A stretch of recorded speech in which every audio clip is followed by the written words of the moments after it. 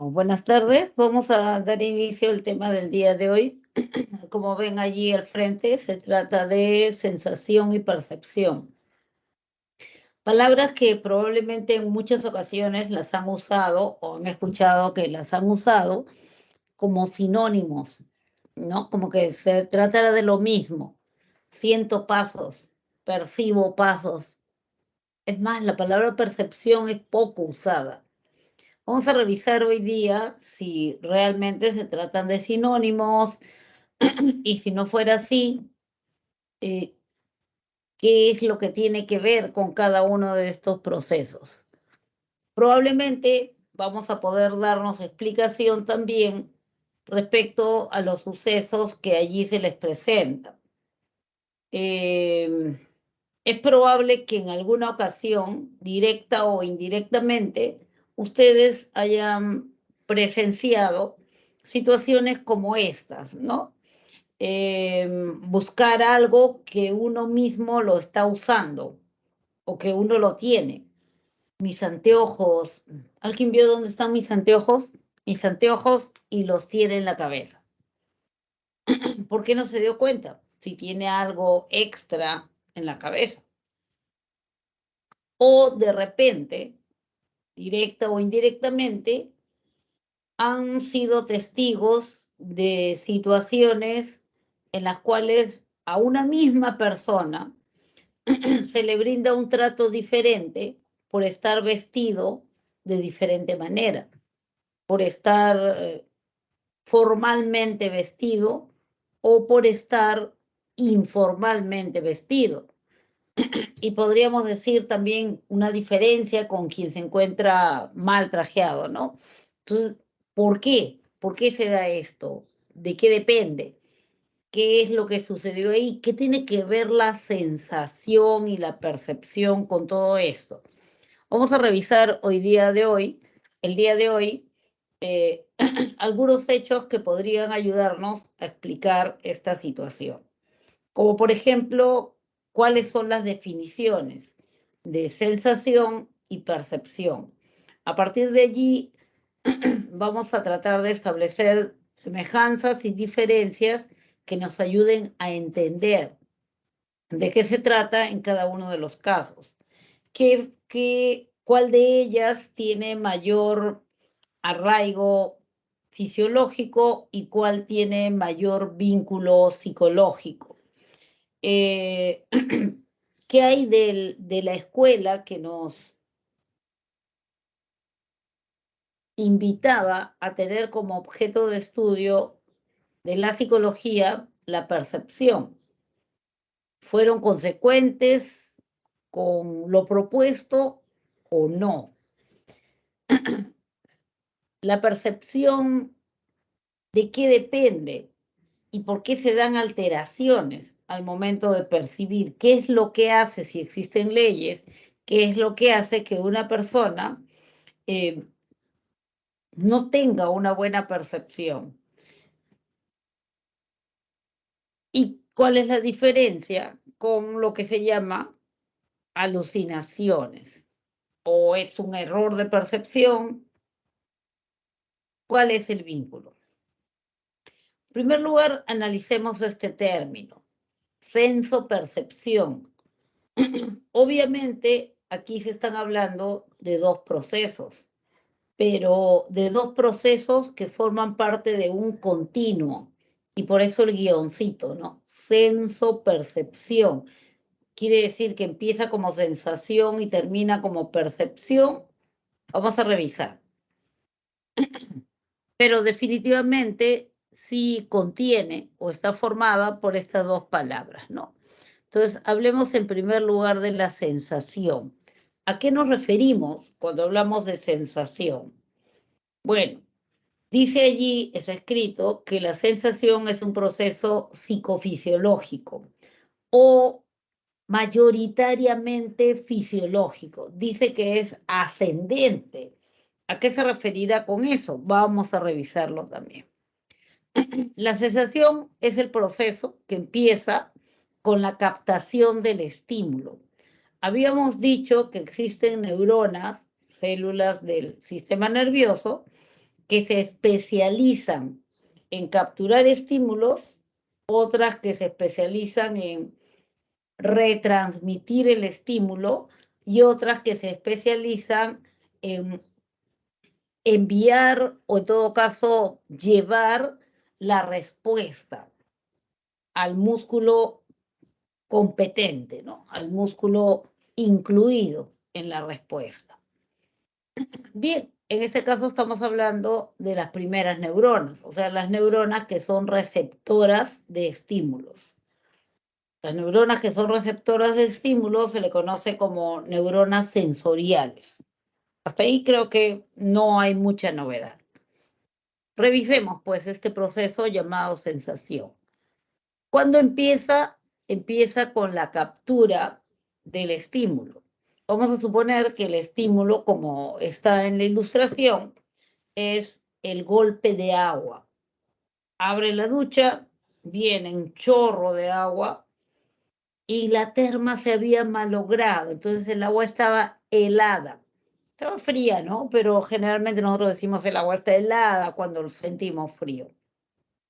Entonces, el agua impacta en la piel, en el cuerpo de esta persona. Al impactar, hay determinadas neuronas que van a capturar la sensación. En este caso, la sensación es de frío. Entonces, el órgano receptor, a partir de unas hormonas especializadas, van a capturar el estímulo y lo van a llevar de una neurona a otra, hasta llegar a la zona de procesamiento de ese tipo de estímulo. Entonces, estábamos hablando aquí de la sensación de frío, que vendría a ser una sensación térmica, ¿no? Porque nos está hablando de una temperatura. Entonces, el órgano receptor captura este estímulo y ¿qué hace? Lo retransmite simplemente. ¿Qué dicen ustedes? No puede hacer eso. ¿Por qué no puede hacer eso? Porque es un estímulo térmico. Y el estímulo térmico no va a correr de una neurona a otra, no va a pasar por la neurona, ¿cierto? Ha sido capturado por la neurona sensorial, pero la neurona sensorial, si quiere introducirlo a su cuerpo, lo que tiene que hacer es transformarlo. Por las neuronas no corren estímulos térmicos, ni estímulos sonoros, ni estímulos luminosos, nada. ¿Qué tipo de estímulos son los que corren a través de las neuronas, sea dendritas, cuerpo, axón? A ver, escucho. ¿Qué tipo de estímulos?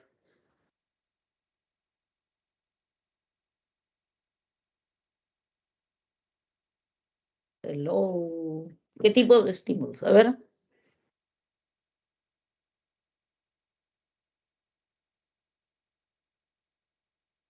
nada. A ver. Vamos a ver si han escrito o no han escrito. Estímulos sensoriales. ¿Qué significa estímulos sensoriales? Un estímulo que lleva una sensación. ¿Cómo la lleva? ¿Como señal térmica? ¿La lleva como señal térmica? ¿O cómo la tendría que llevar?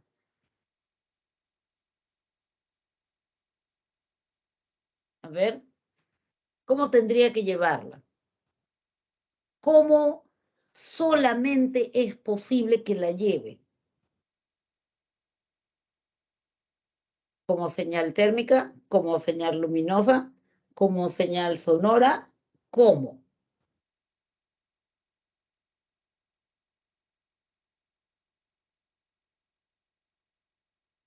Como señal eléctrica. Acuérdense, un tema tiene relación con los demás. en las neuronas solamente discurre las señales eléctricas. Por eso te toman un electroencefalograma. Por las neuronas no corre señal térmica, ni señal luminosa, ni señal sonora. No corre señal eléctrica, nada más. Entonces, aquí lo que ha capturado el órgano receptor es una señal, ay chispas, una señal de tipo térmico, la temperatura. ¿Qué tiene que hacer para lograr que pase de una neurona? Es más antes de que pase de una neurona a otra, ¿qué tiene que hacer para que forme parte del estímulo que va a ingresar a su propia neurona? Tiene que transformarla de señal térmica a señal nerviosa, de señal térmica a señal eléctrica. Entonces, este estímulo que ha capturado acá, que capturó, tiene que transformarse en una señal eléctrica. Ese proceso de transformación se llama transducción. Uy, pero qué palabra tan fea, no, qué complicado, no, ganas de complicar la vida. Miren, ustedes tienen que ser muy creativos y tienen que ser muy rápidos para crear vínculos entre palabras, para crear estrategias que les permiten recordar palabras no usuales, no cotidianas, pero que son importantes. Si yo, por ejemplo, agarro en esta palabra transducción y le quito la N y le quito la S, me queda traducción. ¿Y qué es una traducción? Es convertir palabras de un idioma a otro. ¿Y qué es una transducción? Es convertir señales de un tipo a otro, de señal térmica a señal nerviosa, de señal luminosa a señal nerviosa, de señal sonora a señal nerviosa. Entonces, esa similitud, esa analogía que existe, úsenla. Porque la idea es de que ustedes se vayan grabando ciertos términos. ¿Por qué? Porque lo pueden usar. No, no creo que me pregunten. ¿No crees que te pregunten? Te cuento de que fue una pregunta de examen de admisión hace, ¿cuánto? ¿5 años? ¿6 años? 5 o 6 años. Obviamente fueron, ¿cuánto? Menos del 30% las que respondieron, ¿no?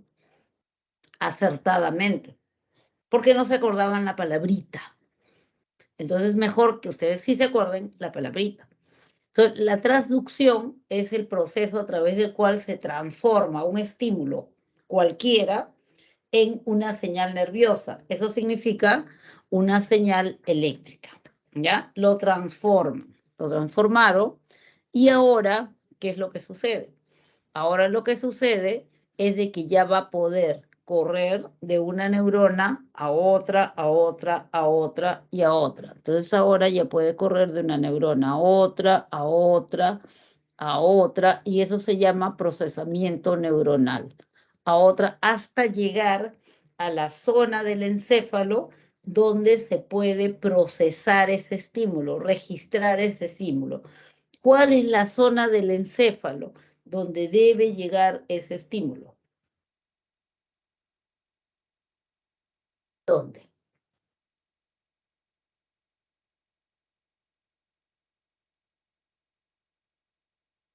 A ver, escucho, ¿dónde debe llegar? Vamos, chicos. Ah, ya están escribiendo, seguro. Yo quiero creer.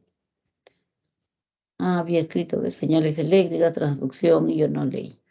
¿Dónde? ¿Dónde debe llegar? Debe llegar al lóbulo parietal. ¿Ya? Les soplo. Hay chispas.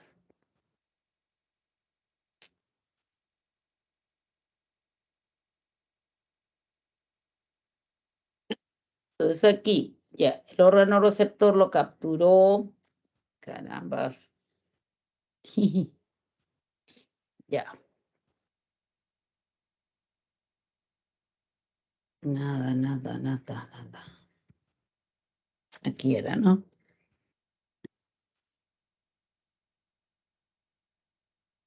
El estímulo llegó aquí, lo transformó y pasó de una neurona a otra, hasta llegar al lóbulo parietal. En el lóbulo parietal se registra el estímulo, ¿ya? Ahí terminó la sensación. Entonces, la sensación es un proceso eminentemente fisiológico. ¿Y por qué se dice que se da un procesamiento ascendente? ¿Por qué se dice que es ascendente? Porque asumimos de que el encéfalo y sistema nervioso central, encéfalo, está arriba, es superior. Entonces viene de abajo, del estímulo cualquiera, hacia arriba y se registra. Por eso decimos que es un procesamiento ascendente, porque sube hacia el encéfalo. Ya está, ahí se registró, ahí acabó la sensación.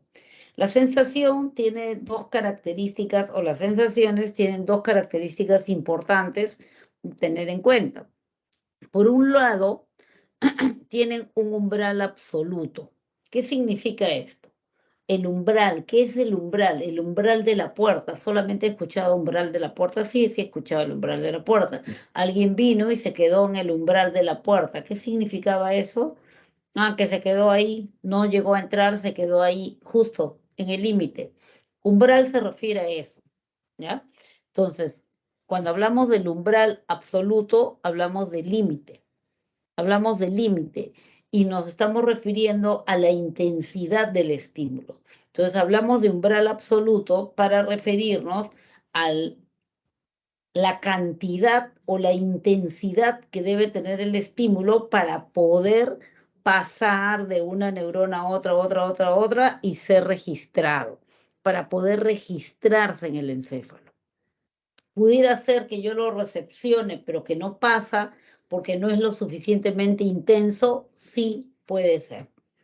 Solo si pasa el umbral absoluto, o sea, si tiene una intensidad mayor al umbral, entonces va a poder ser registrado en el lóbulo parietal.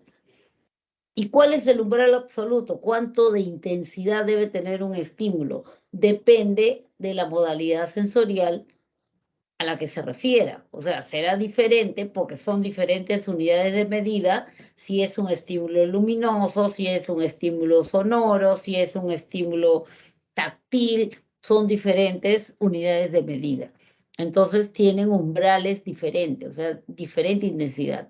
Si buscan en el internet, van a encontrar algo bien pintoresco que existe allí, ¿no? O sea, hay una suerte de cuadro comparativo donde tratan de ejemplificar estos umbrales. Entonces, por ejemplo, dice, ¿cuál es el umbral necesario para que se produzca la olfacción? Para que yo pueda sentir algo, un olor. Entonces dice, una gota de perfume en una casa de un departamento de 65 metros cuadrados, desocupado, o sea, sin muebles, sin nada, y que tú estés a 1 metro de distancia.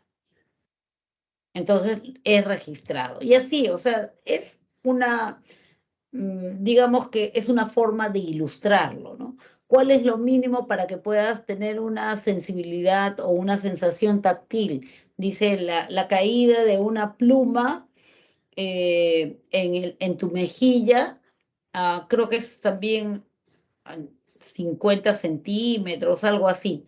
Te cae y tú la experimentas, ¿no? Sientes.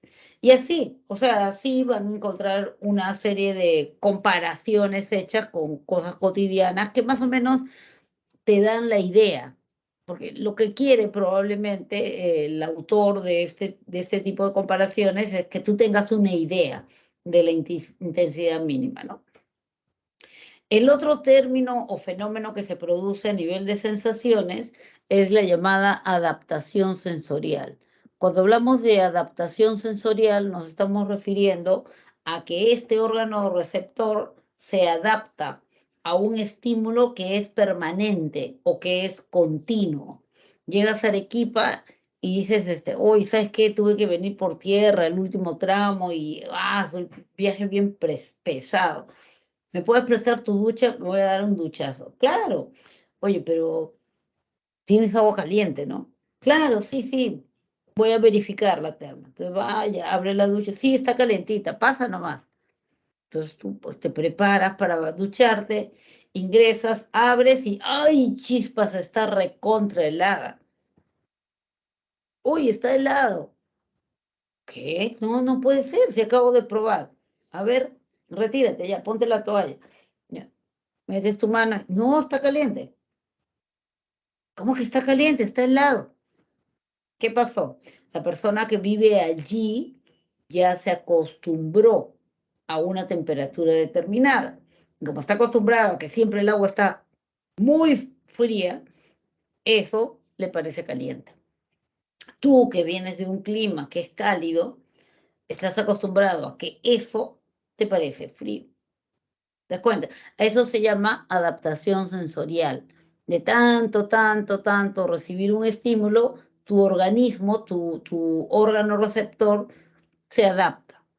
Ejemplo, otro ejemplo. A ver, estás ayudando a un compañero, una compañera que de repente está vendiendo gaseosas y tiene un tonel, un barril lleno de gaseosas y han colocado allí bloques de hielo para que las gaseosas se mantengan heladas. Entonces, ya pues tú dices, ya te ayudo, no hay problema. Pásame una bebida Fanta, ya. Metes tu mano y ay, chispas, está recontra helado, ya se la pasas. Pásame una Pepsi, ay, todavía sigue helada. Y así, conforme se la vas pasando, llega un momento en que tu piel ya no reacciona como que helado, sino que ya se adaptó a esa temperatura.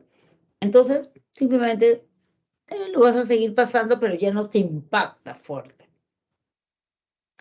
Otro ejemplo que también puede ser cercano a ustedes es cuando ingresan a una habitación oscura. Vamos a suponer que se citaron en un cine, pero te demoraste. Entonces llegas y, uy, empezó la película. Oye, ya llegué, ya estamos adentro, ya, pasa. Sala tanto. Ya, llegas. Y ya estoy acá en la puerta, no veo nada. A ver, me voy a parar para pasarte la voz. ¿Ya me viste? No veo nada, pero estoy moviendo los brazos. No, no veo. Pero pasan unos segundos y tu ojo dilata más su pupila, se adapta a esa poca luz que ingresa, que es solo la de la pantalla, y entonces ya ves bien. Sí, ya te vi, ya deja de moverte tanto. Uy, qué vergüenza, estás haciendo escándalo. Ay, ahí subo, ahí subo. Ya viste bien. Ya te adaptaste. O sea, tu órgano receptor se adaptó a la situación. A eso se le llama adaptación sensorial. Cuando el órgano receptor se adapta a la situación que es permanente, permanente. ¿Ya? Bien. La otra parte de este proceso largo es la percepción, ¿no es cierto? Entonces dijimos senso-percepción. ¿Qué cosa es la percepción? La percepción es el proceso descendente, que empieza con el estar arriba, o sea, aquí ya se registró el estímulo y ahora este estímulo o estos estímulos que se han registrado son interpretados, pero son interpretados ¿con qué elementos? Son interpretados con todo lo que tú tienes guardado en tu memoria, sean conocimientos, sean expectativas, sean emociones, sean vivencias anteriores, o sea, todo eso te sirve para que tú le des una forma determinada a lo que acabas de, a lo que acabas de sentir, a las sensaciones que has experimentado. Entonces, a eso se le llama percepción, a la interpretación que tú haces de la sensación que has tenido o de las sensaciones que has tenido. ¿Cómo lo interpretas? ¿Qué utilizas para interpretar todo lo que tienes guardado en tu memoria? Llámense conocimientos. Ah, yo sé esto, sé que el agua fría bruscamente, ¿no? Hace que mis músculos se contraigan y entonces tonifica mis músculos. Entonces yo digo, ay, qué rico, mis músculos. Está bien, sí, está fría, pero me hace bien. Entonces al final de cuentas lo percibo como algo, sí, frío, impactante, pero beneficioso para mí, ¿no? O puede ser que tú lo asocies con un recuerdo que cuando te metían a la ducha helada para castigarte por hacer algo inadecuado o prohibido en tu casa. Entonces tú lo asocias con eso y lo tomas como un castigo, ¿no? Entonces, la forma como tú interpretes dependerá de tus recuerdos, dependerá de tus conocimientos, dependerá de las emociones asociadas, dependerá de mucho de tus creencias, de tus ideas, de mucho de lo que tú tengas en tu haber, experiencias, vivencias directas, indirectas, etcétera. Entonces, la percepción es un proceso psicológico, eminentemente psicológico. ¿Por qué? Porque tú pones mucho de ti, tú pones de ti para poder interpretar, ¿ya? Se dice que es descendente porque parte de aquí arriba tú sacas de tu memoria, de tus vivencias, de tus experiencias, de tus recuerdos, de tus emociones, todo eso lo sacas de ahí, del cerebro, del encéfalo, y todo eso te ayuda a interpretar los datos sensoriales que han ingresado y que has registrado ahí. Entonces, y con todo eso das la interpretación, ¿ya? Ya está. E interpretas, ¿no es cierto?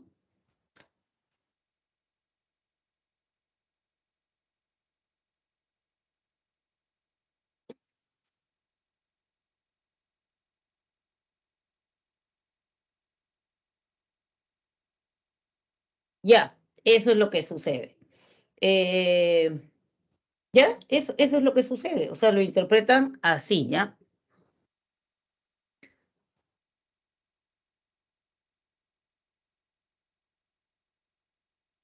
Y bueno, ya, uy, está muy fría, voy a cerrar un poquito la llave. Ya está, eso pasa. Entonces la percepción viene a ser un proceso, pues, que es psicológico fundamentalmente, ¿no? Las sensaciones, vamos a ver ahora un poco más sobre las sensaciones. Las sensaciones son todo ese grupo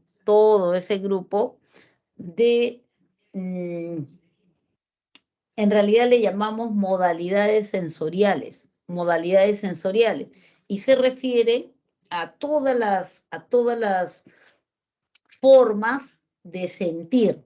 Modalidades sensoriales son formas de sentir que uno tiene, ¿ya? Cuando estábamos en el colegio le decían sensaciones, ¿no es cierto? Las sensaciones, vista, oído, olfato, gusto, tacto. Son sensaciones que vienen en 5 sentidos, esos son los órganos sensoriales. No, ahora sabemos que no son 5, tampoco son 8, son más, y que son modalidades sensoriales, porque son formas de experimentar sensaciones. Sí, está bien, vista, oído, olfato, gusto, tacto, vale, pero existen más. ¿Ya? Vamos a revisar ahora 8. Y me van a disculpar, acá está pasando algo que no debe pasar.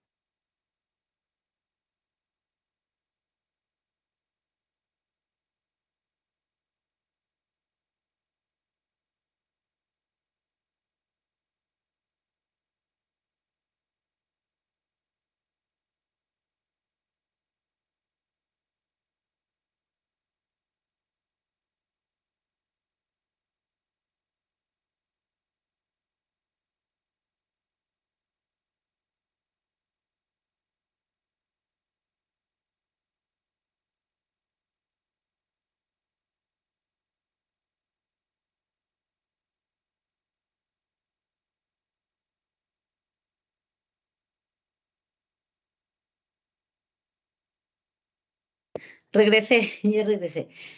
Sí, algo irregular que no debió pasar. Mil disculpas. Entonces ya, fíjense, ¿ah? Entonces eso, vista, oído, olfato, gusto, tacto. Ya. ¿Qué cosa es la visión? Mire, este cuadrito es bien interesante. ¿Por qué? Porque este cuadrito nos va a informar tres cosas. Uno, cuáles son, en la primera fila están cuáles son los órganos sensoriales. Entonces yo digo visión. La visión está formada, o en todo caso, los órganos sensoriales de la visión son los conos y bastones de la retina del ojo. ¿Hacia dónde llevan la información? Al lóbulo occipital. ¿Y qué te permite? Te permite diferenciar forma, color y profundidad. ¿Ya? Conos y bastones son las neuronas. ¿Qué te permite? ¿A dónde llevan la información? Al lóbulo occipital. Y te permite diferenciar forma, profundidad y color. Algo bien interesante, otra vez vamos a utilizar un recurso mnemotécnico, es para qué sirven los conos, que son un tipo de neuronas, y para qué sirven los bastones, que son otro tipo de neuronas. Los conos sirven para diferenciar colores. ¿Cómo me doy cuenta? ¿Cómo no me olvido? Porque conos, la primera sílaba es CO igual que colores, ¿no es cierto? Los conos para los colores, los bastones para diferenciar blanco, negro, claro, oscuro, ¿ya? ¿Dónde están los conos y bastones? En la retina del ojo. Conos y bastones en la retina del ojo. ¿Hacia dónde llevan la información? Al lóbulo occipital, porque nos acordamos que es en el lóbulo occipital donde está todo lo relacionado con la visión. ¿Y qué te permite diferenciar forma? Ah, es circular, triangular, cuadrangular. ¿Qué más? Profundidad, está lejos, está cerca, está hondo, está en la superficie. Y color es anaranjado, verde, rojo, amarillo, etc. Otra modalidad sensorial es la audición. La audición, es la audición. ¿Cuáles son las neuronas que te permiten oír? Las neuronas que están en el órgano de Corti, en el oído interno, en la cóclea. ¿Hacia dónde llevan la información? Al lóbulo temporal. ¿Y qué te permite diferenciar sonidos, notas y ruidos? ¿Ya? Está alto, está bajo, la voz es gruesa, es delgada, etcétera, etcétera, etcétera. Luego tenemos la sensibilidad cutánea, también llamada sensibilidad áptica. ¿Cuáles son las neuronas o cuáles son las neuronas que te permiten tener esta sensibilidad? Las terminaciones nerviosas que se encuentran en la piel. ¿En la piel? Pero yo tengo piel en todo mi cuerpo. Correcto, tienes piel en todo tu cuerpo. Y entonces la sensibilidad cutánea o áptica se da en todo tu cuerpo. Es el órgano sensorial más grande que existe, las terminaciones nerviosas de la piel. ¿Ya? Entonces, eso, hay, sin lugar a dudas, hay regiones de tu cuerpo que tienen mayor cantidad de terminaciones nerviosas. Por ejemplo, la yema de los dedos. Y por la yema de los dedos, es más sensible, pues, tú puedes detectar ahí, ¿no es cierto? Puedes detectar si es más o menos. ¿Hacia dónde lleva la información? Al lóbulo parietal. Lóbulos parietales, acuérdense, los lóbulos parietales son lóbulos sensoriales. ¿Qué te permite diferenciar presión? Ay, me ajusta, ¿no? O no, está suave. O de repente, sí, me roza algo. Esto es presión. Ustedes dirán, no, pero esto no presiona nada. Sí, pero de todas maneras ejerce ahí una presión, ¿no es cierto? O de repente me pinché con algo. Es una presión, pero en una zona muy pequeñita, pero es presión. Dolor, y puedes ubicar el dolor, es dolor de hombro, no es dolor de cintura. Temperatura, está caliente, está frío. Siento calor, siento frío. Luego tenemos la olfacción. En el caso de la olfacción, se produce a partir de los cilios olfatorios. Los cilios olfatorios, cilios son como unos pelitos, ¿no es cierto? Los cilios son como unos pelitos que se encuentran ¿dónde? En el fondo de las fosas nasales, en el fondo de las fosas nasales. ¿Hacia dónde llevan la información? Lo llevan a una estructura antigua. Esta estructura antigua se llama rinencéfalo. Aquí detrás de la nariz, pero por dentro hay una estructura antigua. Se le llama antigua porque lo tienen los seres inferiores, filogenéticamente hablando, también, ¿ya? Entonces, va ahí, entra y de ahí al rinencéfalo, ¿ya? Al rinencéfalo. Entonces, ya ahí en el rinencéfalo se va a procesar. ¿Y qué te va a permitir diferenciar olores? Se dan cuenta que los animalitos se guían por el olfato. El ser humano no, porque el ser humano, a pesar de que sí huele, ¿no? Siente, tiene este sentido, a pesar de eso, se guía más por lo que es su lógica, por lo que es la combinación de sentidos. Es diferente, es más complejo. Tenemos luego la gustación. En el caso de la gustación, decimos que el órgano receptor son las papilas gustativas. Las papilas gustativas son las células que se encuentran en la lengua, diferentes zonas, ¿no? Una zona para lo dulce, una zona para lo salado, una zona para lo amargo, una zona para lo ácido, ¿no? Y todas estas papilas gustativas son las que van a capturar el gusto, o sea, el sabor, según la región que activen, ¿no? ¿Cómo es que capturo el gusto? Porque la saliva va a disolver determinadas sustancias que ingresen y que sean solubles a la saliva. ¿A dónde lleva la información? Al lóbulo parietal. ¿Y qué te permite diferenciar dulce, salado, amargo, ácido? Luego tenemos 3 modalidades sensoriales que son diferentes, que son nuevas, ¿no? Tenemos sinestesia, también llamada kinestesia, tenemos sensibilidad vestibular o laberíntica y tenemos senestesia o sensibilidad orgánica. ¿Qué es la sinestesia? También traducida como kinestesia muchas veces. Es la lectura que yo hago del movimiento de mis articulaciones. Las articulaciones, músculos y tendones alrededor de mis articulaciones. Músculos y tendones alrededor de mis articulaciones. Eso se llama modalidad sensorial sinestésica o kinestesia. ¿A dónde se va esa información? Al lóbulo parietal. Quiere decir que cada vez que yo hago movimientos con mis manos o con alguna zona que tenga una articulación, yo capturo esa sensibilidad de la articulación, del tendón y de los músculos que están alrededor de esa articulación. Entonces, inclusive sin ver, tú te puedes dar cuenta, tú puedes tomar conciencia si tu mano está girando a la derecha o está girando a la izquierda. Si tus dedos están rígidos hacia arriba, están doblados en 90 grados o están hacia abajo.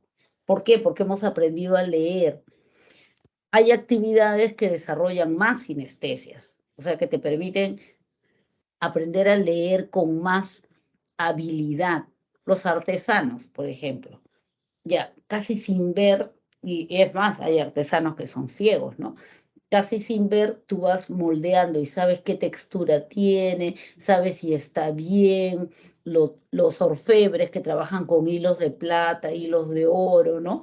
Van viendo, un cirujano inclusive, ¿no? Que opera la laparoscopía mirando una pantalla que agiganta la imagen, pero se tiene que guiar por sus movimientos y saber si está haciendo el corte adecuado o no.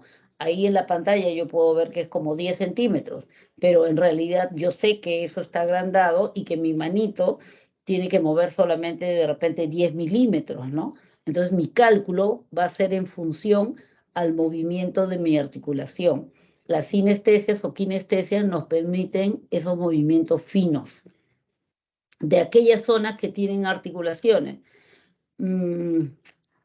Preferentemente o con mayor frecuencia las manos. Pero también va para el tobillo, por ejemplo. Me imagino que una Sofía Mulanovic, ¿no?, que corre olas, sabe cómo debe estar su pierna angulada, ¿no?, su tobillo angulado para poder estar bien parada, bien segura para meterse y cruzar una ola, ¿no? Entonces a eso le llamamos sinestesia o kinestesia. Acá les han puesto la figura de un futbolista, ¿no?, conocido. Entonces él tiene que saber también si el ángulo es correcto o no es correcto para disparar un tiro o no. Luego tenemos la sensibilidad llamada sensibilidad vestibular o laberíntica. En este caso, se le llama así, bueno, en primer lugar porque las células que van a detectar esto se encuentran en el laberinto auditivo. El laberinto auditivo se encuentra en el oído interno y en los canales semicirculares del oído interno, allí hay unas células llamadas otolitos. Es así, ¿no? Como si fuera una celulita que tiene unos pelitos. Y esos pelitos están sumergidos en un líquido. Ese líquido se encuentra en los canales semicirculares, ¿ya?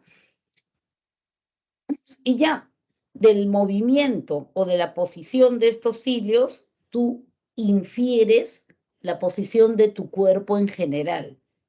Quiere decir, si tú estás equilibrado, estás quieto, tus cilios están quietos. Si empiezo a caminar, mis cilios se empiezan a mover.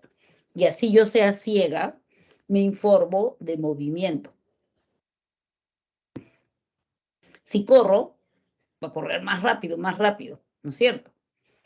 Y así, va a seguir corriendo, corriendo, corriendo, corriendo, corriendo. Ya está. Y si giro sobre mi eje, mis cilios también se van a mover así.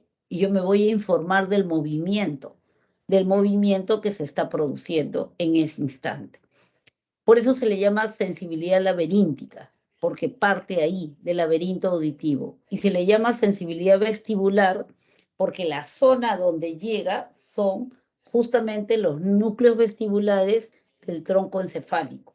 O sea, su zona de destino son los núcleos vestibulares que quedan dentro del tronco encefálico, que te permite mantenerte en equilibrio, te permite informarte del movimiento de rotación y aceleración en el espacio. Tú te informas si estás corriendo, si estás quieta, si estás avanzando a la derecha, a la izquierda, etcétera, ¿no? Y finalmente tenemos la modalidad llamada senestésica u orgánica.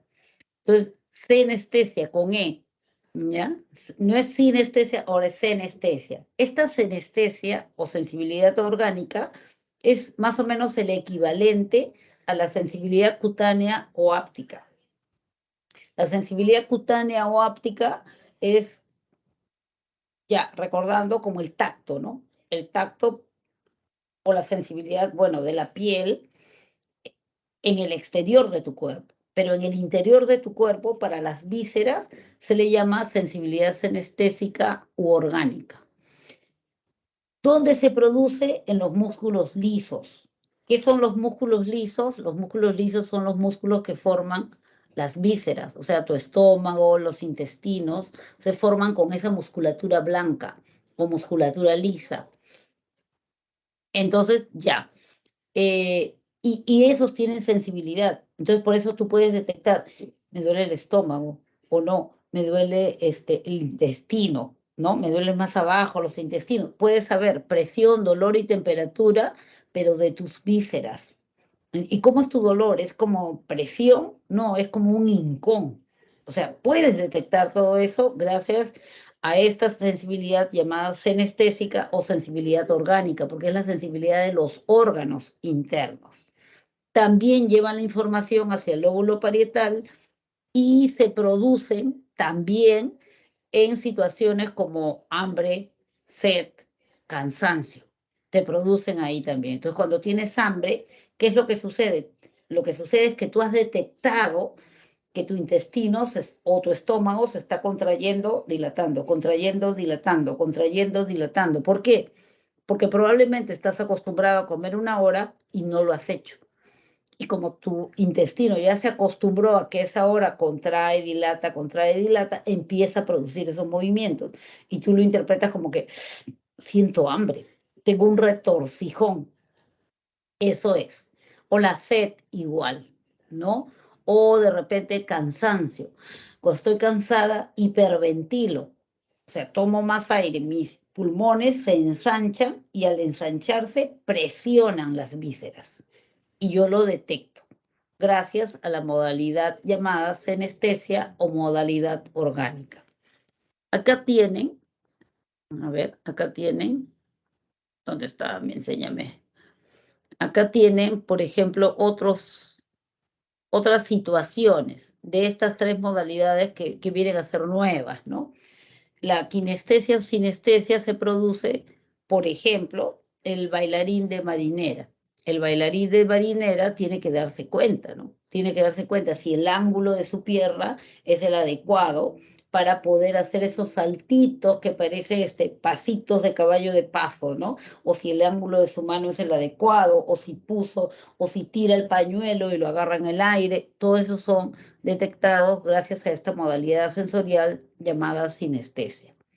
En el caso del paracaidista o en el caso del el que hace parapente o el que hace a la delta, ¿no? Ahí lo que se activa es la sensibilidad vestibular o laberíntica. Entonces el sujeto se ha tirado del helicóptero, pero él está consciente, o sea, está experimentando que sus tolitos están de cabeza, pues entonces él se da cuenta, si tenga los ojos tapados, si está de cabeza, si está yendo para la derecha, si está yendo para la izquierda. ¿Cuál es la modalidad sensorial que le permite? Él lo va a interpretar, obviamente, pero a partir de los datos que le da esta modalidad sensorial llamada vestibular o laberíntica. Y finalmente, bueno, ahí siempre será dolores, ¿no? La senestesia, la sensibilidad senestésica o orgánica te va a informar y te va a localizar dolores, ardor, presión, hincón en alguna de las vísceras. ¿Qué más tenemos ahí? Bueno, ahí acabó la sensación. No sé si hasta ahí está claro, no está claro, algo está pasando. Ustedes dirán.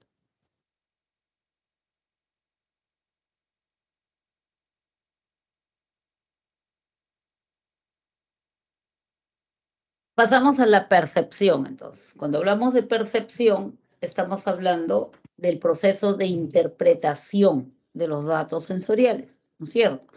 ¿Cuál es la escuela que propuso de que la psicología debería estudiar la percepción? La Gestalt. Ya está ahí, así que no voy a esperar respuesta porque ahí está escrito, ¿no? La Gestalt. ¿Qué decía la Gestalt? Que bueno, que si uno interpreta todas las sensaciones que tiene, debería pues ser capaz de poder estudiar o proponerse eso como el objetivo principal en la psicología. Bueno, en el caso de las escuelas, ya saben que las escuelas desaparecieron. Sin embargo, ellos fueron muy consecuentes y se dedicaron a investigar sobre la percepción. Y en ese caso, ellos sistematizaron varias leyes. Nosotros vamos a estudiar tres, pero en realidad fueron más que tres.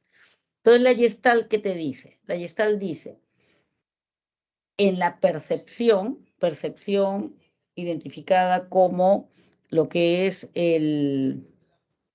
la percepción como la interpretación de sensaciones, en la percepción el todo resulta siendo más que la suma de las partes. ¿Qué significa eso? Significa que cuando tú interpretas, sucede algo que es mucho más grande, más integral, más rico que juntar los datos sensoriales. O sea, no solamente es ya, todos estos datos sensoriales ingresaron y yo interpreto así nomás. O sea, solamente lo que hago es un recuento y una devolución. No, yo lo que hago es integrar todos estos datos y utilizo como elemento de integración todo lo que yo tengo almacenado. En mi memoria, obviamente, en mis diferentes tipos de memoria. Entonces, todo lo que tengo almacenado como mis recuerdos, mis vivencias, mis conocimientos, mis expectativas, mis intereses, mis temores, mis experiencias vividas, todo eso va a sumar. Todo eso va a ayudar a que yo interprete de una manera y tú interpretes de otra manera y él interprete de otra manera. ¿No? ¿Por qué? Por eso se dice que el todo es más que la suma de las partes, porque no es solamente juntar datos sensoriales, sino es darle forma, y le doy forma con todo lo que yo tengo almacenado, sean conocimientos, sean aprendizajes, sean vivencias, sean experiencias, sean lecturas, sean emociones, todo interviene. ¿Ya? Entonces dice, el sujeto que percibe aporta en la organización de los datos sensoriales. El sujeto que percibe lo que va a hacer es, le va a poner un plus, ¿ya? Le va a poner un plus a lo que está interpretando.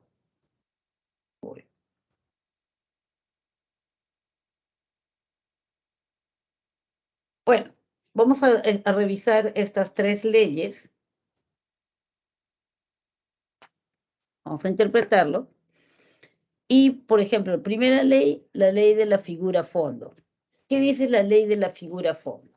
Dice lo siguiente, a ver, en toda percepción, los elementos se organizan en dos, lo que resalta, que se llama figura, y lo que está ahí, y lo que queda de la misma modalidad sensorial, pero que pasa a ser parte del fondo. Lo que resalta es lo que te llama la atención, lo que te interesa, y todo el resto es el fondo. ¿Ya? Bien, a ver, en toda modalidad sensorial. Ejemplo. Graciosa. Supongamos, ahí tienen una figurita que les han puesto, ¿no? Por ejemplo, dice, si yo atiendo a lo blanco, yo voy a decir que es, me concentro en lo blanco y voy a decir, ah, ya, es un chimpancé mirando una leona. Chimpancé mirando una leona. Sí, es un chimpancé mirando una leona. Pero si yo me concentro en lo negro, voy a decir, no, no, no, no, es un árbol. Es un árbol. Estoy viendo ahí la copa del árbol, estoy viendo el tronco y estoy viendo también lo que son las raíces que están un poco levantadas todavía, ¿no? Entonces, figura y fondo no es algo rígido. La figura y fondo es algo que va cambiando y generalmente va cambiando dependiendo de tu interés, dependiendo de la atención y dependiendo también del estímulo. Depende mucho del estímulo, ¿ya? Puede ser un estímulo muy llamativo o no, pero podría depender también de tu grado de interés, del interés que tú tengas. Ejemplo, vamos a suponer que de pronto vas a recoger a alguien al aeropuerto. Entonces vas a recoger a tu pareja al aeropuerto. No la ves hace 4 meses. Vas a recoger. Entonces vas, miras, uy, ya está bajando el avión y la sigues con la mirada, la sigues con la mirada, está caminando, uy, ya entró, ya va a aduana seguramente, ya voy a bajar para ayudarla. Estás bajando y en el camino te cruzas con alguien o te encuentras con alguien. Hola, ¿qué haces por acá? Sí, he venido a recoger a tal persona, etcétera, ¿no? Ah, claro, sí la vi. Claro, le he visto que ha bajado. Entonces, ¿viste a mi papá también? No. ¿Cómo no lo vas a ver si estaba casi a su costado? No, no lo vi. ¿Cómo no lo vas a haber visto? Estaba a la derecha de tal persona. Te lo juro, no lo vi. ¿Qué pasó?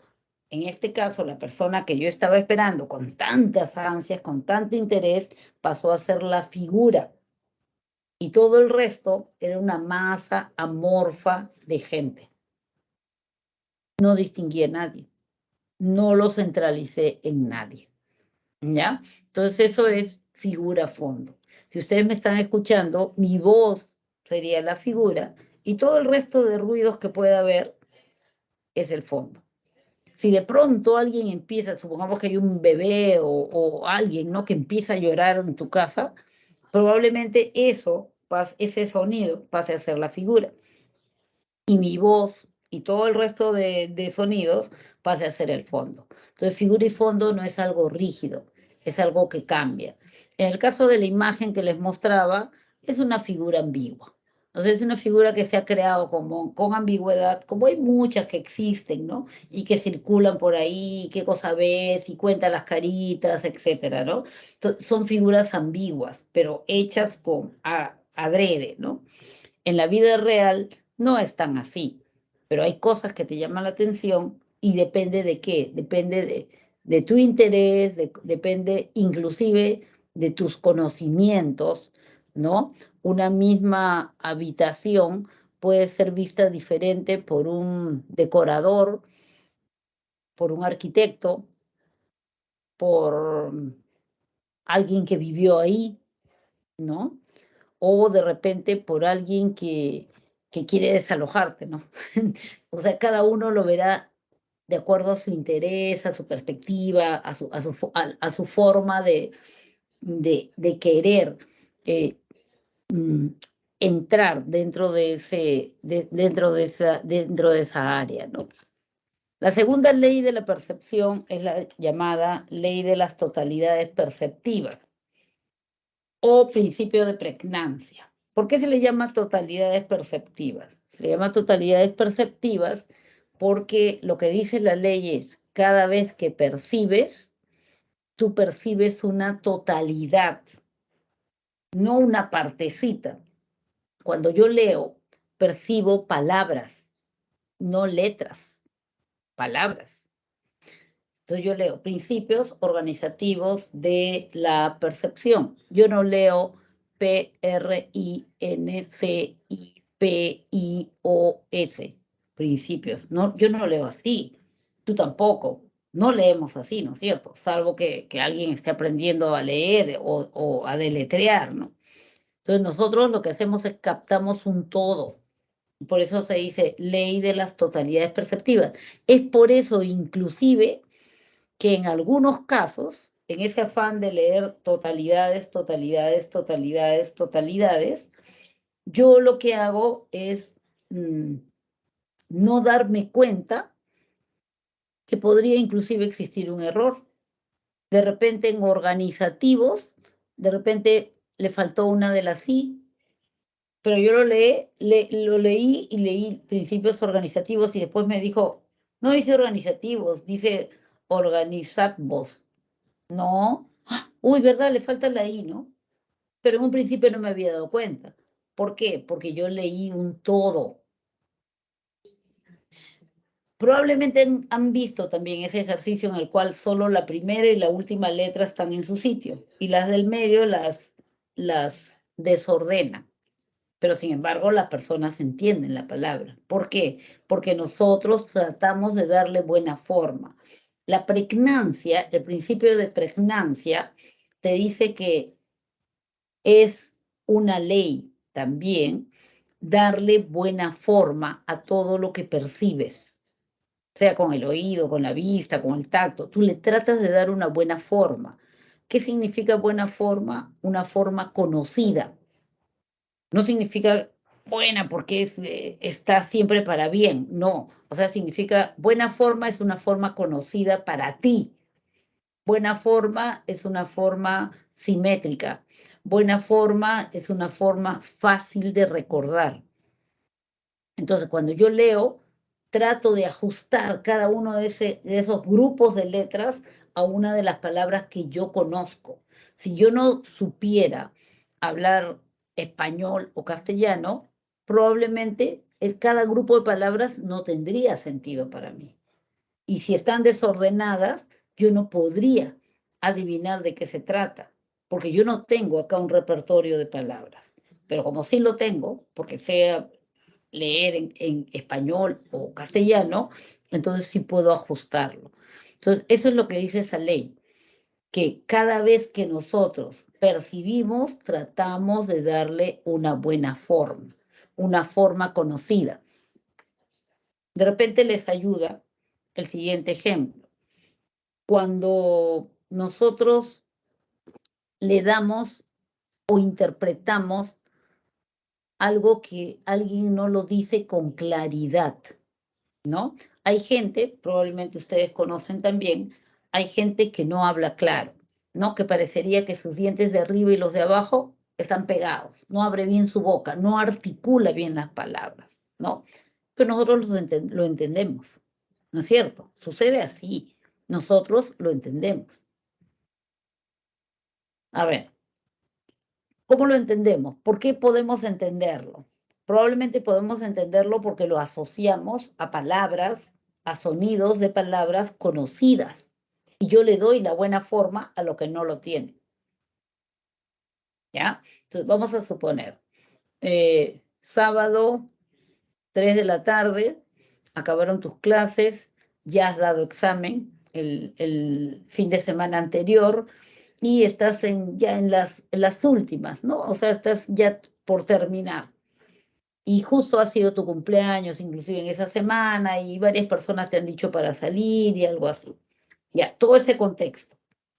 Entonces viene un amigo tuyo que te conoce de tiempo y te dice, oye, oye, ¿a un cine?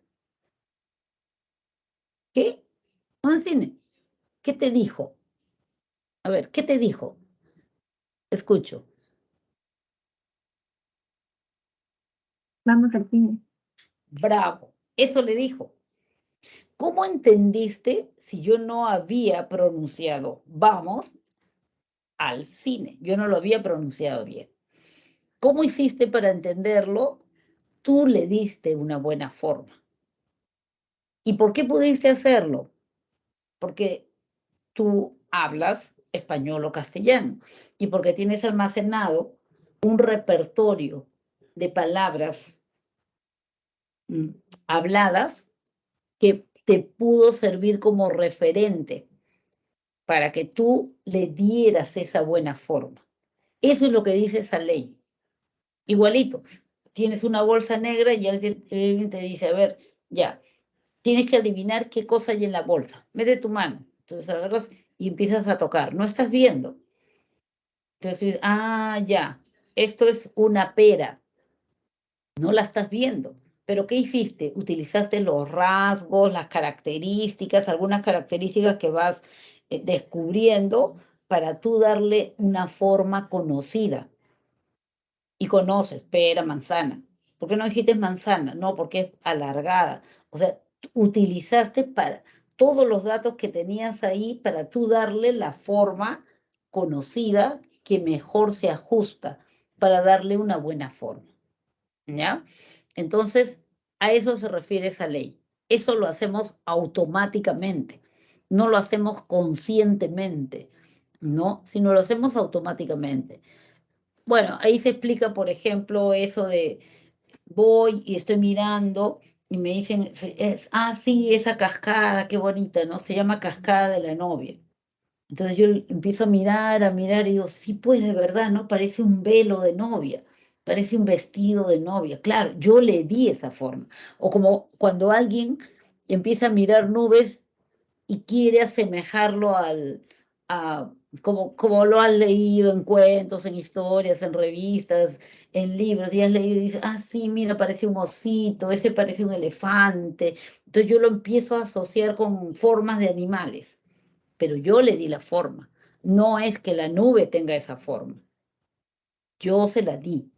O sea, yo le di esa forma al todo, no a un pedacito, al todo. Entonces, así se llama. Muchas veces, para poder darle esa buena forma, este proceso llamado percepción se basa, se apoya en lo que se conoce la tercera ley, que es la ley de agrupación de estímulos. Esta ley lo que te dice es, nosotros tenemos la tendencia a agrupar estímulos. ¿Qué quiere decir? Que nosotros no vemos los estímulos por separados, sino lo volvemos grupo. Lo volvemos grupo. Y la pregunta sería, ¿y cuál es el criterio para agrupar estímulos? ¿Cuál es el criterio para yo decir que esto es un grupo y que este está incluido en el grupo o no está incluido en el grupo? Entonces, yo puedo decir, ya, los criterios pueden ser varios. Vamos a revisar 4. Yo puedo agrupar estímulos utilizando esta ley que se llama ley de cierre o completamiento. ¿Qué significa la ley de cierre o completamiento? Significa que yo agrupo estímulos cuando yo tengo un grupo de estímulos que si yo lo completara con un rasguito, con una rayita, con algo, pudiera reducir todos estos estímulos a uno solo. Por eso yo digo, yo he cerrado y lo he convertido en uno. Eso es más económico para recordar. Es más económico decir que la figura de la izquierda es una jirafa, que obviamente no lo es porque no está delineado, pero yo lo completé. En mi percepción, yo lo completé. Yo le puse la delineación, lo delineé y digo, es una jirafa. Es más fácil recordar una jirafa que recordar 25 manchas. ¿Se dan cuenta? A eso se refiere. O cuando alguien, por ejemplo, ¿no? Mentalmente completa algo, ¿no? Entonces de repente yo veo un cartel que está escrito y veo que tiene una letra así, ¿no? Entonces yo digo, es una E. No es una E. En la realidad no es una E. Pero si yo lo completo, se convierte en una E. Entonces, más fácil para mí, para poder recordar, es que yo agrupe todas esas rayitas, todos esos trazos en una letra. Es más fácil de recordar, pero eso lo hago automáticamente. Y se llama la ley de cierre o completamiento. Otro criterio por el cual yo puedo agrupar es incluir en un grupo todos los que se parecen. Todos los que se parecen son parte del grupo. Yo lo incluyo. Se llama ley de semejanza. Ya, esa es la ley de semejanza. Vamos a suponer, voy a una tienda, a un supermercado, y veo allí que los dependientes, o sea, los trabajadores de la tienda, tienen un uniforme rojo con pantalón negro. O sea, una chaqueta roja con un pantalón negro. Entonces, ya está. Yo he visto que tienen ese uniforme. O sea, todo el grupo de trabajadores, chaqueta roja, pantalón negro. Y ahora estoy buscando algo, de repente estoy buscando, pues, qué sé yo, una crema determinada, no lo puedo encontrar, estoy ahí buscando y no lo encuentro. Entonces, de pronto veo ahí una persona que está vestida rojo y negro, ¿y qué hago yo? Le digo, señor, ¿me puede decir dónde están las cremas? Y el señor se voltea y te dice, yo no trabajo acá. ¿Qué pasó? Tú automáticamente lo que hiciste fue incluirlo en el grupo llamado los trabajadores de la tienda. ¿Por qué? Porque se parecía a los trabajadores de la tienda. ¿Ya? Entonces, ahí decimos que es la ley de semejanza. O sea, otro de los criterios por el cual yo puedo agrupar estímulos es apoyándome en esta ley llamada semejanza. ¿Qué otro criterio podría utilizar? A ver, podría ser la proximidad. Eso es algo que también hacemos muchas veces. Todo lo que está cercano, yo asumo que forma parte de un grupo. Todo lo que está cercano forma parte de un grupo. Se llama ley de proximidad. Por ejemplo, miro y veo ahí que la gente está, esta señora, ¿no? Está dentro de la barra de un equipo de fútbol, dentro de la barra argentina. Entonces yo digo, pero yo la vi, a Rosita, estaba haciendo barra por Argentina. No, no puede ser, ¿cómo ella va a hacer barra por Argentina? No, yo la he visto. O sea, en realidad no la vi haciendo barra, pero como estaba ahí, yo asumí que era parte de la barra. ¿Por qué? Porque estaba ahí, pues, estaba cercana. Entonces, como estaba cercana a ella, yo la incluí en el grupo. Ahí, con esta ley, se puede explicar, por ejemplo, aquello de, dime con quién andas, te diré quién eres, ¿no? Si te ven cerca de un grupo determinado, van a asumir que tú también eres parte del grupo. Eso es, la ley de proximidad. Luego tenemos la ley de continuidad. Lo que dice la ley de continuidad es de que cuando existe un conjunto de estímulos que tienen más o menos una misma dirección o que van marcando una dirección, uno asume que va a continuar en esa dirección. Por ejemplo, allí, ¿no? Dice, a pesar de que las huellas se van desvaneciendo, yo puedo inferir cuál es el camino que está siguiendo. ¿Por qué infiero el camino que está siguiendo? Porque yo me apoyo en esta ley llamada ley de continuidad. Sí, entonces, esas son las tres leyes que se van a revisar. Figura y fondo, o sea, en toda percepción, hay unos estímulos que resaltan. ¿De qué depende? De mi interés, depende del estímulo mismo, si llama o no llama mi atención, depende de mis conocimientos también, ¿no? Y hay otros que quedan como fondo, como si fuera el marco. Ya. Segunda ley, la ley de las totalidades perceptivas. ¿Qué te dice la ley de las totalidades perceptivas? Que cada vez que percibes una totalidad, y a esa totalidad que percibes, tú le das buena forma. No significa que sea la mejor forma, no significa que sea buena para todos tampoco, significa que es la forma que para ti es la más lógica, que para ti es la forma más fácil de recordar, la que es más familiar para ti. Y la tercera ley es la ley de la agrupación de estímulos. Lo que dice la ley de la agrupación de estímulos es de que tú tiendes a agrupar elementos y los agrupas en base a diferentes criterios. Puede ser porque están cercanos, entonces aplicas la ley de proximidad. Puede ser porque se parecen, aplicas la ley de semejanza. Puede ser que los agrupes porque, bueno, que tenemos, a ver, los agrupo porque están cerca, o los agrupo también porque siguen una dirección, ¿no? Siguen una dirección determinada, y entonces yo utilizo eso, pues, la direccionalidad. Puede ser también porque yo puedo completar, ¿no? Yo puedo agregarle algunos elementos, uno o dos elementos, y ya se me reduce en cantidad de información para guardar en mi memoria. Aquí tenemos, además, unas teorías.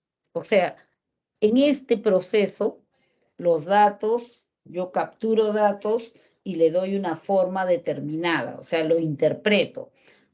Al momento de interpretar, utilizo todo lo que tengo en mi memoria, sean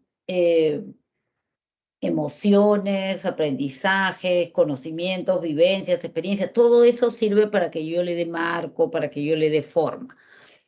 ¿Cómo es que lo reconozco como una forma y no como otra? Para eso existen tres teorías que tratan de explicar cómo reconozco, cómo le doy una forma determinada.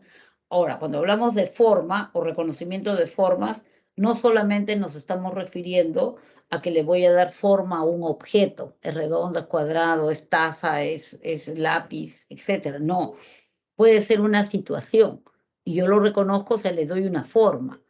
Puede ser una persona y yo le doy un nombre, O puede ser, por ejemplo, yo veo ahí dos personas que se revuelcan en el piso y que están mirándose furiosos mientras se golpean.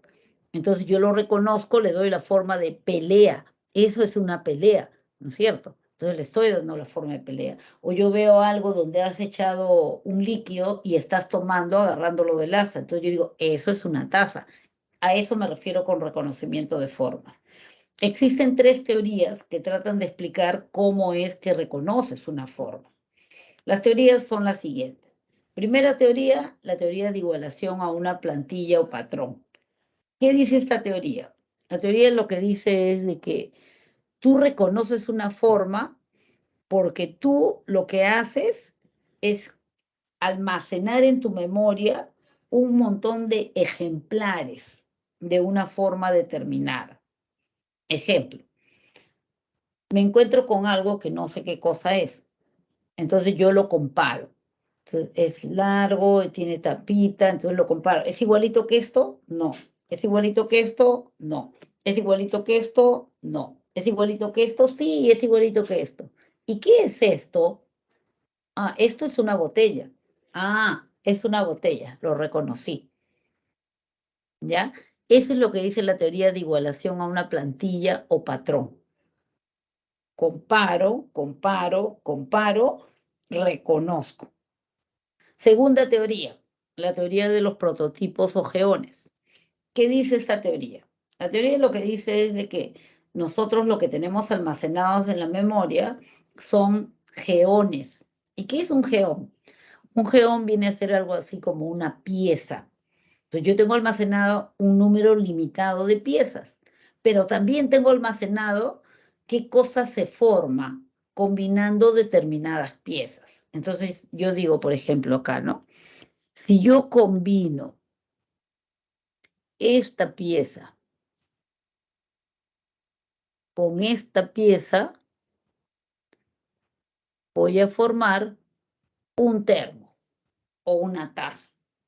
Eso, me fijo cuál es la combinación que se ha producido y puedo reconocer la forma por la combinación. Pero si combino esta pieza en esta pieza de acá con este de abajo, voy a formar de repente una bolsa, ¿ya?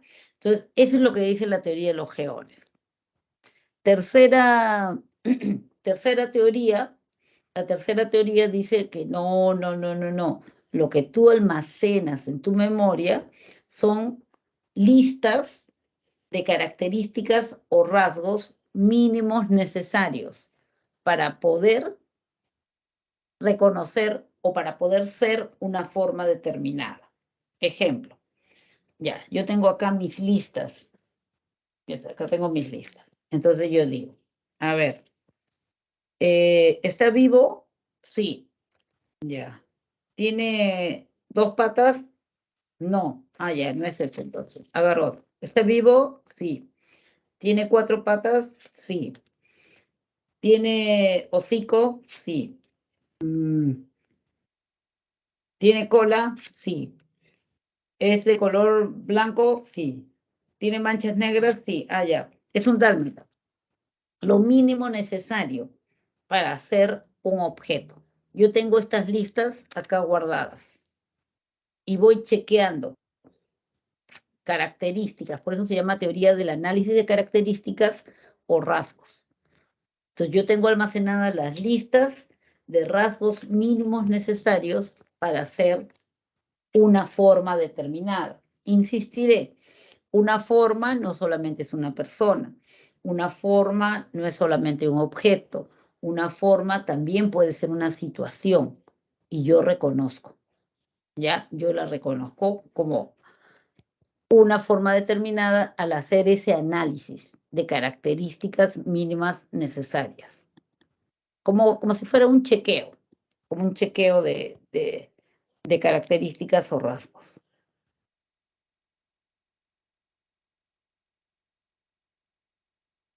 Vamos aquí. ¿Qué alteraciones se pueden producir en la percepción? ¿Qué alteraciones se pueden producir? Las alteraciones más comunes son las llamadas ilusiones. Una ilusión es un error, y eso grábenselo, ¿ya? Una ilusión es un error en la percepción, Una ilusión perceptual, por lo menos, no es, ay, yo me imagino algo, no es eso. Cuando hablamos de ilusiones perceptuales, si quieres ya con ese nombre y apellido, ilusiones perceptuales, estamos hablando de errores en la percepción, ¿ya? Quiere decir que yo al momento de interpretar me equivoco al interpretar algo, una determinada cantidad de datos sensoriales, los interpreto mal y entonces, hay un error. Como la figurita que tienen ahí, por ejemplo, ¿no? En la figurita que tienen ahí, ¿qué pasa? La pregunta es, ¿el botón A es igual que el botón B? ¿Son igualitos? ¿Son idénticos? No, el B es grande, el A es más chiquito. Agarro mi regla, lo mido y, sorpresa, son igualitos. ¿Qué pasó? Que el contexto, o sea, lo que lo rodeaba, daba la idea, te inducía a pensar, como está en medio de un montón de chiquititos, me inducía a pensar de que era grande. En cambio, como está en medio de otros que son más o menos iguales o más grandes, entonces me parece que no es tan grande, es un poco más chico. Es un error en la percepción, ¿no es cierto? Fue un error en el momento de interpretar los datos. Nada más. Por ejemplo, a veces puede ser por el contexto, o sea, a veces es por lo que lo rodea a la figura, en el caso de que es perceptual visual, ¿no? Pero podría ser también por determinadas emociones, ¿no? Podría ser por creencias también. Puede ser, y eso me da lugar a que yo me equivoque al momento de interpretar. Y un error de percepción se llama una ilusión. Vamos a suponer, son las 3 de la mañana y me quedé viendo una película de terror, porque soy terca, me quedé viendo una película de terror. Entonces, estoy viendo El Aro 8. Estoy así que me como las uñas, pero quiero ver. Todo el mundo se ha ido a dormir. Todo está así recontra silencioso, pero yo sigo ahí mirando. Todo silencioso.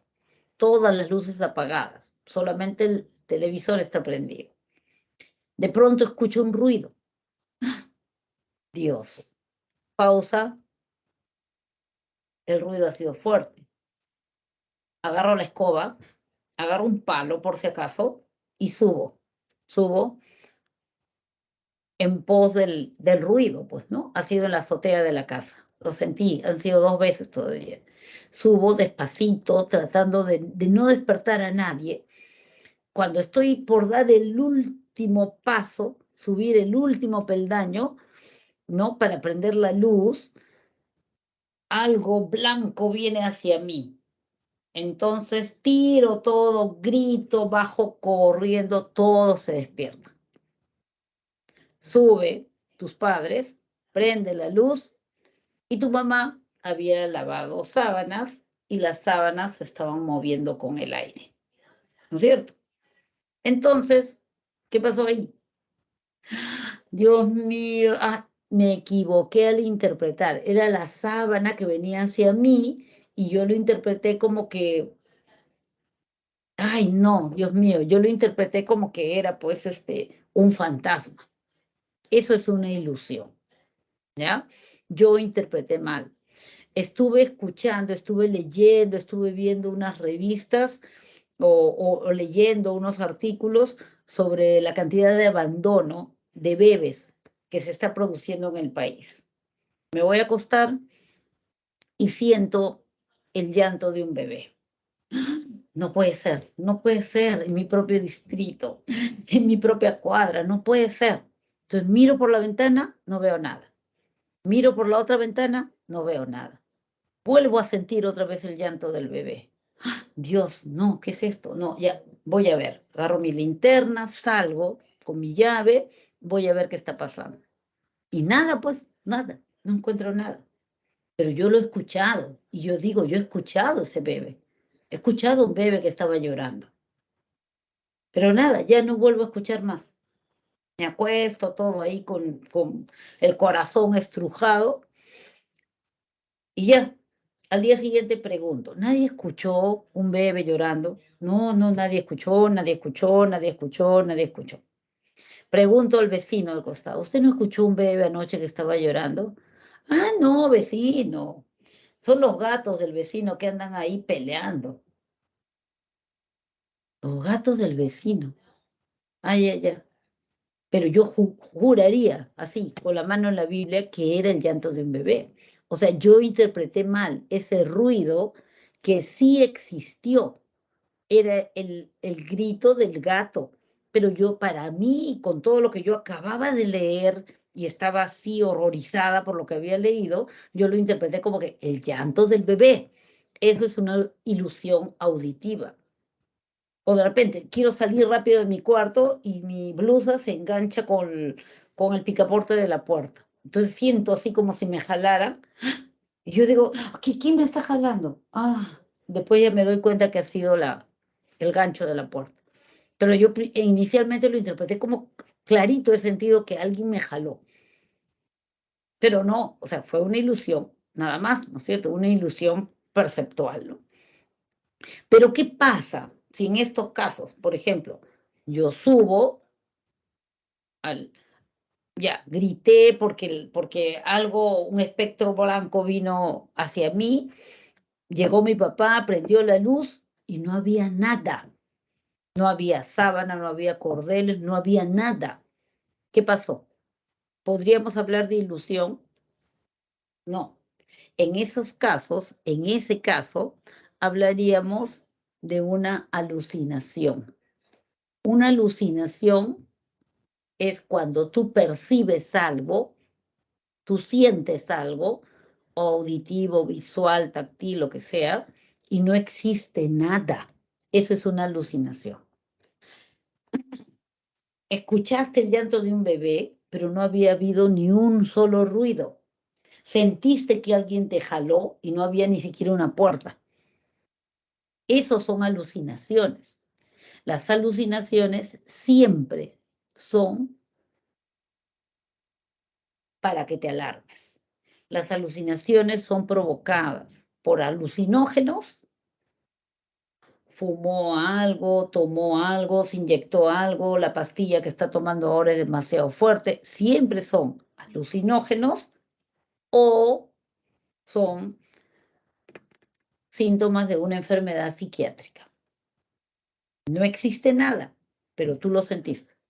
No existe nada, pero tú lo escuchaste. No existe nada, pero tú lo viste. Un enfermo psiquiátrico, un esquizofrénico, ve a alguien que lo está siguiendo. Un esquizofrénico escucha a alguien que le está diciendo lo que tiene que hacer. Un esquizofrénico siente que lo detienen y no lo dejan avanzar. Y no hay nadie. Eso siempre es grave. Siempre es para que vayas a una emergencia y veas qué está pasando. Podría suceder, ¿no? Que te cambiaron una medicación y esta medicación es demasiado fuerte y te provoca alucinaciones. Si revisas las indicaciones, hay medicamentos que te provocan alucinaciones, ¿no es cierto? Entonces, es para analizar, siempre. En cambio, en el caso de una ilusión perceptual, no. En el caso de una ilusión perceptual, sea auditiva, visual, táctil, sí hay el estímulo, pero tú lo interpretaste mal.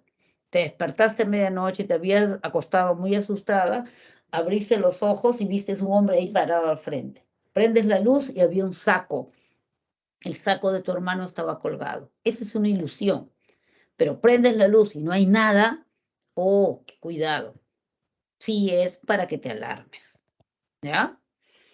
Entonces, importante tener claro eso para no confundirnos.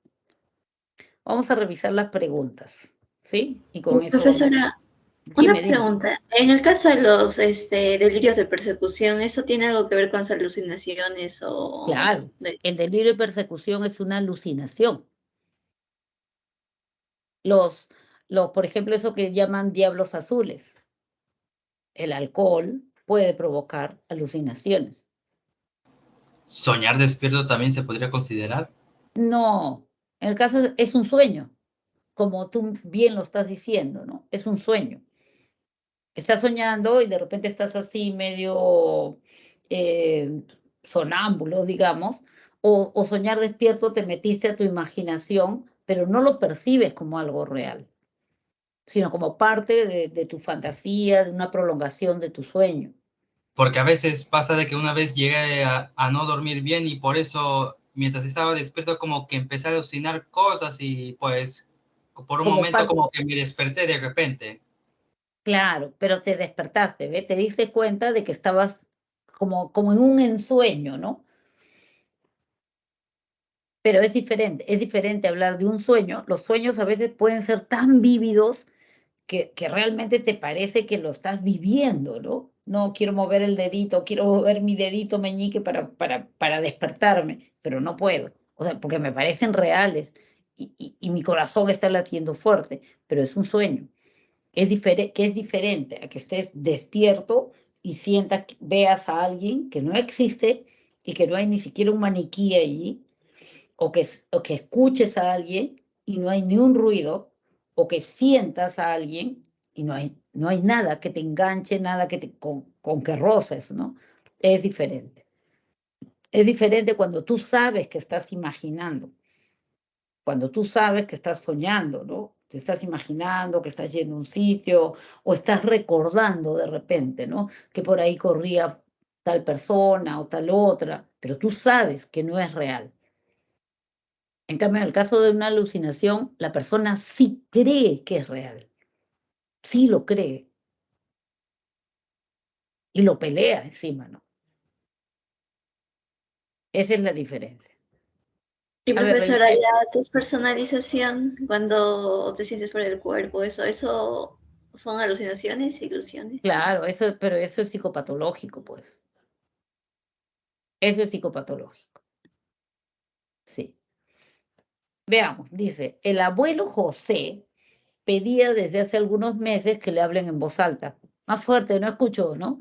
Después de que su médico le hiciera un lavado de oído, exigió que no le griten, ya no me griten, caramba, ¿no? Cuando le estén hablando. En relación con la sensación, señala el valor de verdad de las siguientes proposiciones. 1. El procedimiento médico aplicado mejoró la sensación áptica de José, ¿verdadero o falso? Falso. Dígame. Falso, pues. A ver, segundo, definitivamente hubo lesión del órgano receptor, por eso no oía bien. Verdadero. ¿Así? ¿Dónde dice que estaba lesionado? No dice en el enunciado. Solamente dice que le Falso. hicieron un lavado de oído y ya escuchaba bien. Falso, tienes razón. ¿El lavado de oído modificó el umbral absoluto de la audición de José? ¿Verdadero o falso? El lavado de Verdadero. oído Verdadero. modificó el umbral absoluto, claro, modificó el umbral absoluto. Antes tenía un umbral absoluto que era muy bajo de repente y por eso necesitaba que le hablan fuerte. Ahora su umbral absoluto ha subido y detecta cosas más bajitas y por eso dice, ya no griten, ¿no? Y entonces es verdadero. Falso, falso, verdadero. La respuesta está en la letra E.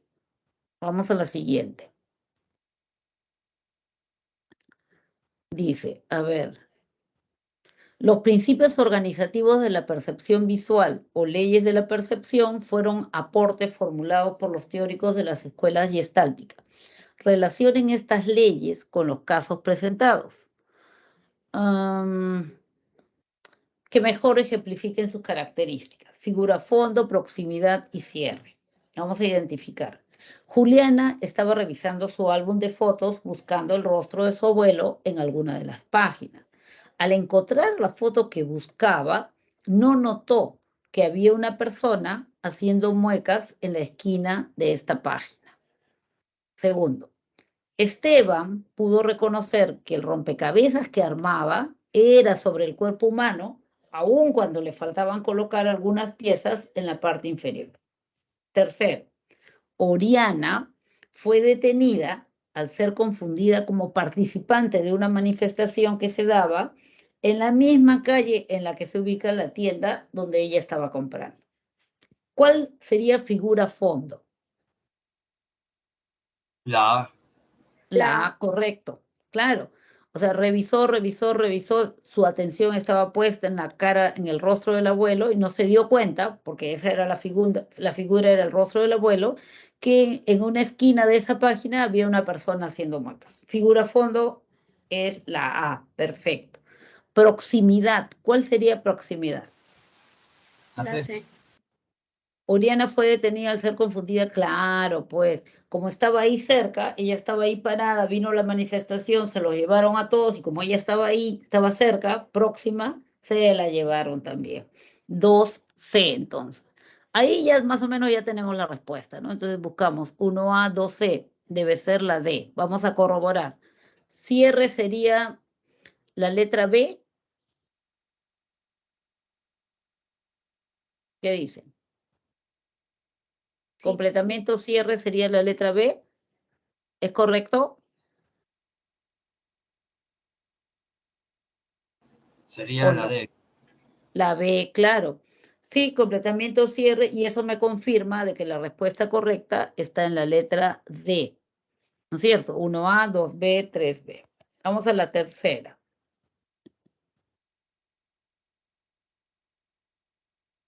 A ver, en la película sobre el famoso matemático John Nash, se escenificó como él alertaba de un espionaje en contra de Estados Unidos basado en sus hallazgos de patrones numéricos en textos de diarios y revistas. Sin embargo, cuando notó que la niña con quien charlaba durante años no había crecido, o sea, él siempre charlaba con una niña que estaba ahí, conversaba, como que era su alterna, ¿no? Pero se dio cuenta después que habían pasado varios años de su investigación y la niña seguía siendo una niña como de 7 años. Recién se dio cuenta que tanto ella como los espías que él veía, ¿no? En cada esquina un espía, había un espía que lo estaba buscando, que lo estaba acechando, eran personas ficticias que nunca habían existido. Y así pudo ser más consciente de sus síntomas y convivir inclusive con sus visiones. En relación a estas alteraciones de la percepción, el concepto de, a ver qué tenemos, tenemos alucinación, ilusión, preponderancia visual, se ilustra en este caso como parte de una condición raya. ¿Cuál sería la combinación correcta? ¿Qué concepto se está ilustrando ahí? Alucinación, sí, se está ejemplificando alucinación, porque él veía una niña que no existía. Él veía espías que no existían. El concepto de alucinación se ilustra en este caso como parte de una condición espontánea, como parte de una condición psicopatológica. ¿Cuál sería la respuesta correcta?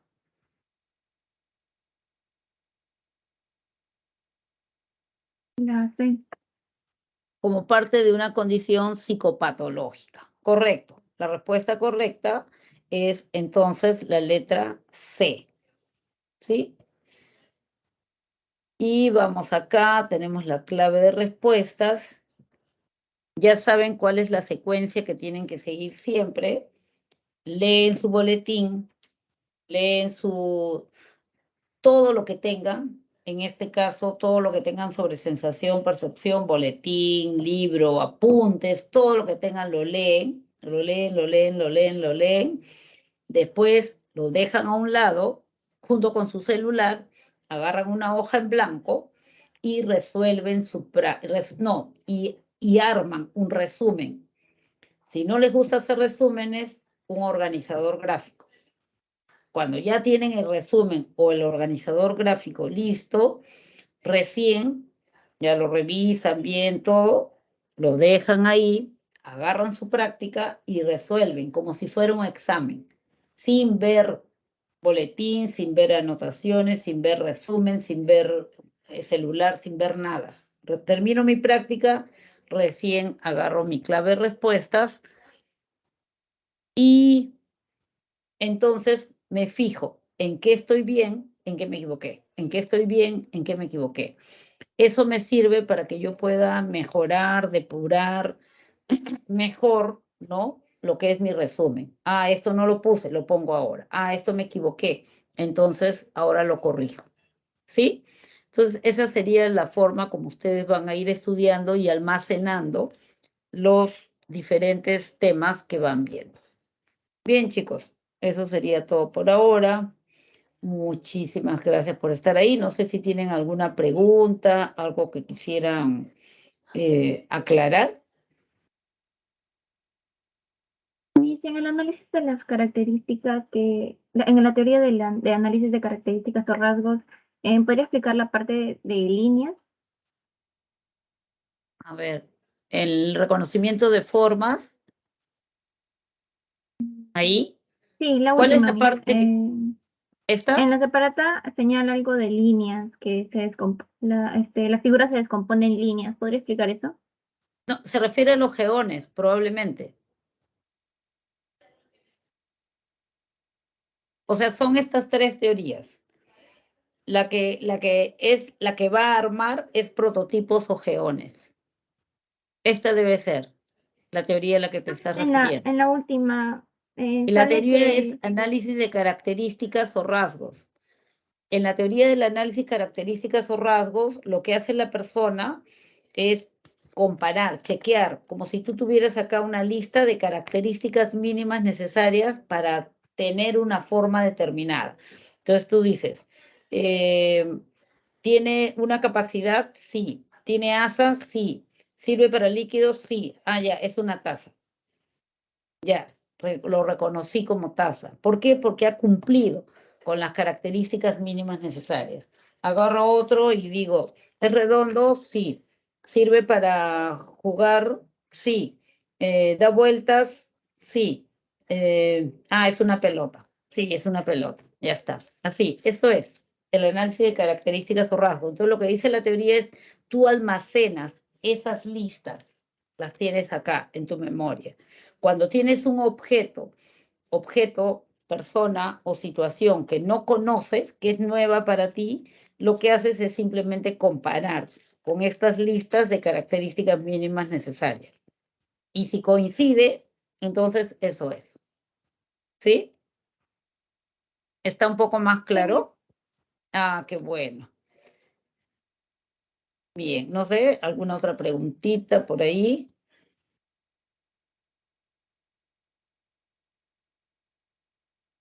¿Todo bien? Ya saben que tienen de todas maneras el servicio de atención psicopedagógica, que pueden recurrir a él si ustedes se dan cuenta de que no están rindiendo a su 100%. Si hay algo que pasa, algo que les hace interferencia, algo que no los deja rendir su 100%, ¿qué es lo que necesitan ahora?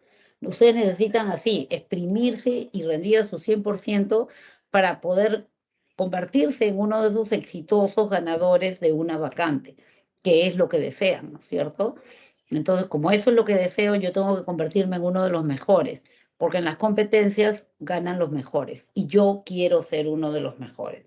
Entonces, si se dan cuenta que hay algo que no los está ayudando a rendir así, a ser mejor, entonces pueden pedir una cita de atención psicopedagógica y bueno, entonces es una consulta psicológica individual, personal y con la misma confidencialidad que podrían tener una consulta psicológica en cualquier otro sitio, con la diferencia de que aquí no van a tener que cancelar ni pagar nada, porque todo ya está incluido dentro de lo que pagaron al comienzo del ciclo, ¿no? También sé que tienen un servicio de consultoría, asesoría, que es algo así como un chat de preguntas, que también deberían utilizarlo, ¿no? O sea, sacarle el jugo, pues, para tratar de utilizar todo eso que llamamos las oportunidades que la vida te está ofreciendo, ¿no? para poder salir adelante y conseguir. La meta siempre será la misma, ¿no? O sea, la meta siempre será rendir al máximo, ¿no? Rendir a mi 100%. Porque si yo no lo hago, si yo no rindo a mi 100%, mis posibilidades de ganar esta competencia se van reduciendo, ¿sí? Bien, chicos. Si no hay preguntas, entonces sería todo por ahora. Muchísimas gracias. Ya nos vemos. Hasta luego. Chao. Que les vaya bien.